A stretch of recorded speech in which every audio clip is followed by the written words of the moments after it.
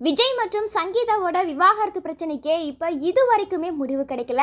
ஆனால் அதுக்குள்ள விஜயும் த்ரிஷாவும் நேற்று மேரேஜுக்கு ஒரே மாதிரி ட்ரெஸ் கோட் அணிஞ்சு ஜோடியாக வந்து அந்த மேரேஜை அட்டன் பண்ணியிருக்காங்க. இந்த ஒரு விஷயம் சோஷியல் மீடியாவையே புரட்டி போட்டிருக்கு. இப்போ இந்த ஒரு விஷயம் குறித்து சோஷியல் மீடியாவில் நிறைய வதந்திகளுமே பரவி வருது. இந்த வதந்திகளுக்கெல்லாம் முற்றுப்புள்ளி வைக்கிறதுக்காகவே எஸ் ஏ சந்திரசேகர் சங்கீதா வீட்டுக்கு போயிருக்காரு.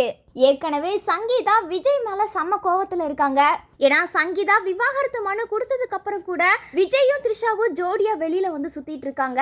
விஜய் திருந்தறதுக்கு நான் நிறைய வாய்ப்பு வந்து கொடுத்துருக்கேன், ஆனா விஜய் கொஞ்சம் கூட அதுல இருந்து மாறுற மாதிரி தெரியல. முதல்லாம் பர்சனலா வந்து வெளியில மீட் பண்ணிட்டு இருந்தாங்க, ஆனா இப்ப பப்ளிக்காவே விஜயும் த்ரிஷாவும் மீட் பண்ணிட்டு இருக்காங்க. இதனால எனக்கும் என்னோட பிள்ளைங்களுக்கு தான் அவமானம் அப்படின்னு சொல்லி சங்கீதா ரொம்பவுமே மன உளைச்சல இருக்காங்க.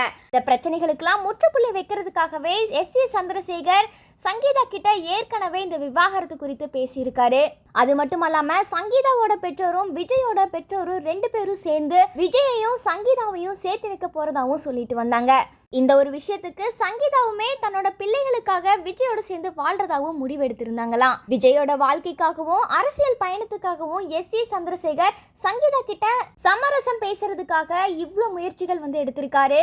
ஆனா எல்லாமே கைகூடி வர நேரத்துல விஜயும் த்ரிஷாவும் சேர்ந்து ஜோடியா அந்த மேரேஜை வந்து அட்டன் பண்ணியிருக்காங்க.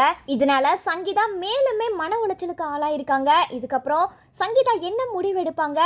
எஸ் ஏ சந்திரசேகர் விஜயையும் சங்கீதாவையும் சேர்த்து வைக்கிறதுக்கு இதுக்கப்புறம் நடவடிக்கை எடுப்பாரா மாட்டாரா அப்படின்ற உங்களோட கருத்துக்களை மறக்காம கமெண்ட் செக்ஷன்ல பதிவு பண்ணுங்க.